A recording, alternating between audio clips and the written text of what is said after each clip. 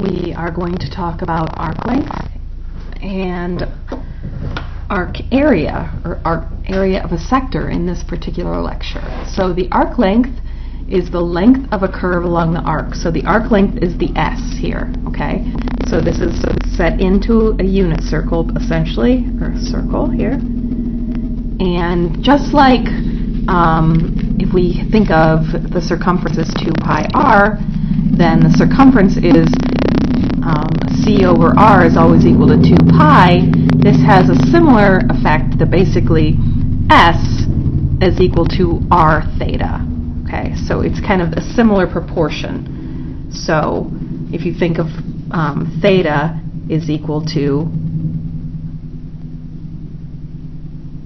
S over r is the same proportion, right? So it's kind of like if I solve for theta, then S over r is always equal to theta, okay? So this is how we find the arc length. And just a reminder that theta is always in radians, okay? So whenever these formulas use theta in them, then you should assume that your theta should be in radians. Okay, so find the arc length of a circle with the radius of 5 inches with a central angle of 45 degrees. So we know that the arc length S is equal to r theta.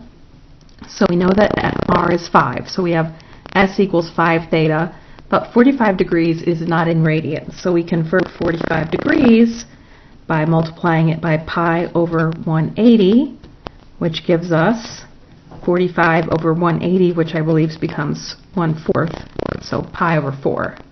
So S is now 5 times pi over 4, which is just 5 pi over 4. And you can leave it like that, okay?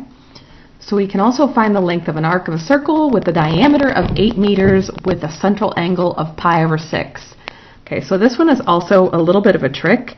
Remember that S equals r theta. Now this time our theta is in radians because I have pi over 6, but my radius is not the diameter. So the radius is half of the diameter, so that means my S will be 4 times pi over 6, which is really 2 pi over 3 if I simplify that.